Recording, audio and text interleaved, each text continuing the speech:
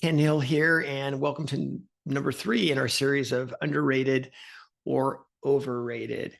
And once again, if there's a topic that you would like looked at, you can go to my Substack, you can go into the notes, and we've got a specific note there where you can add your comment in. And if it's one that we don't have, yeah, we'll add it to it, and we'll add it to the series. So all right, let's jump in. And once again, these are just my raw thoughts. I'm not doing a lot of homework on these. This is just sort of getting my gut experience on them, and yeah, getting my raw thoughts. So here we go. ECU flash. Yeah, this one I'm not too torn on, but there's definitely some caveats. So everybody wants to know already, is it underrated or overrated? Actually, I think it's underrated.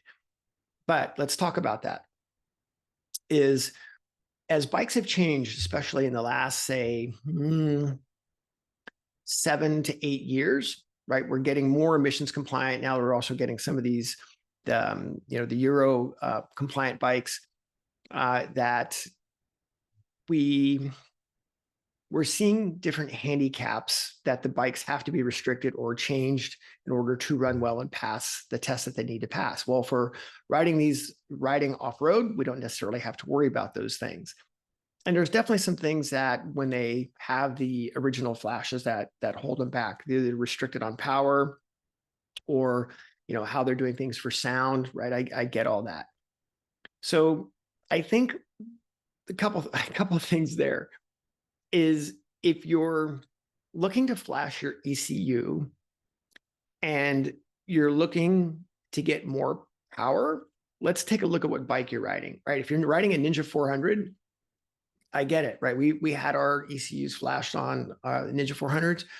It made the riding experience massively better. I mean, the initial throttle, how you rolled off the throttle, felt like, with downshifting, you felt like there's a slipper clutch in the thing, or a better slipper clutch in the thing. I mean, it was a massive difference in the riding experience. And was there more power? Probably, but they just ran better.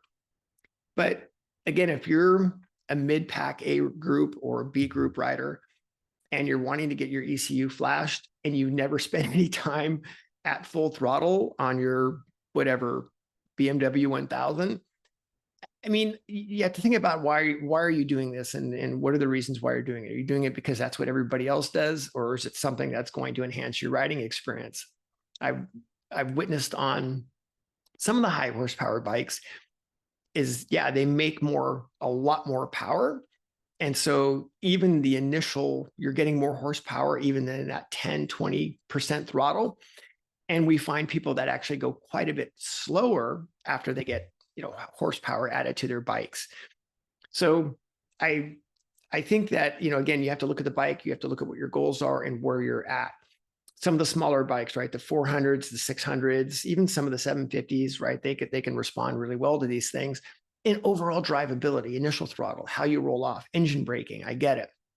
But, if you're in a spot where you never get to full throttle on a big fast bike, or you're concerned about having 100 and you got 193 horsepower and you want 203, very few people are going to be able to use that.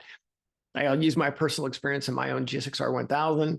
I rode it totally stock for a year, completely stock, didn't touch anything, and actually ran some very, very quick lap times with it, very quick lap times. I went and flashed the ECU. I did a pipe. I did a whole thing's more of a holistic approach to it. And the bike was more fun to ride. It worked better. Engine braking was better. But to be clear, I didn't go any quicker. Never went any quicker. So, you got to take that into consideration as well.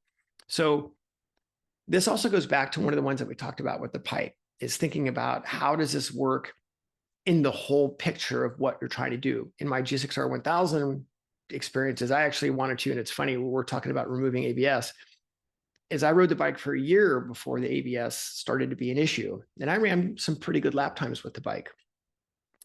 But when that started holding me back consistently, then it's like, okay, I need to take a look at that.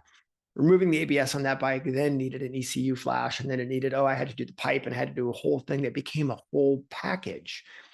So I think that's where, if you're looking at getting a pipe, you have to look at the entire package.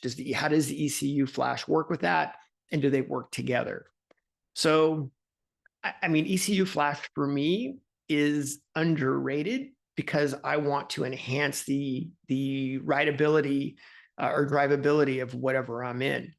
But I think you also have to look at it as if you're looking to get, 7 more horsepower on your 200 horsepower bike, but you're never using full throttle. Yeah, then you're looking in the wrong place. So, all right. Removing ABS. Yeah, removing ABS. It's exactly what I just mentioned. I think when you start to get held back because of the ABS consistently, not, I hit the ABS once on a track day because I was passing somebody and I had to use a lot of brake pressure, I need to get rid of my ABS. No, wait until it's holding you back consistently. I know people that podiumed in Moto America Super Hooligans class with ABS, factory ABS. So thinking about, is it really holding you back? So removing ABS, honestly, I think that's overrated. Now, yeah, there are some bikes that can be an issue in, but again, even on some of our Ninja 400s, when we rode them stock with ABS, we went basically just as quick with the ABS as we did when we got rid of them. So yeah, removing ABS, I think, is overrated. I think that there's a lot that you can do, unless you're getting towards that really sharp end, it's not something that I would be wasting a lot of brain space on. All right, passing. So yeah, we could dedicate a lot of time to talk about passing, but passing, meaning the art of passing, the science of passing, is incredibly underrated. Having been entrenched in the track day scene for many decades, passing still continues to be the biggest issue that we have at track days.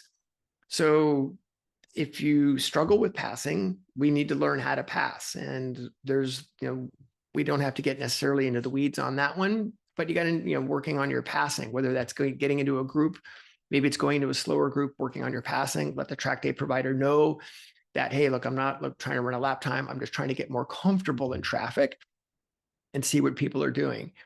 So passing's a big deal.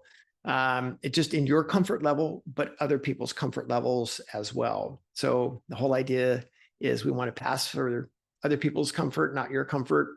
We want to pass when the rider is basically parallel with you or going away from you, not when the rider's coming towards you.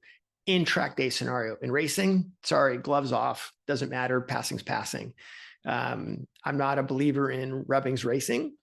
I've been on track with some world champions and nobody ever hit me to make a pass. So passes were clean.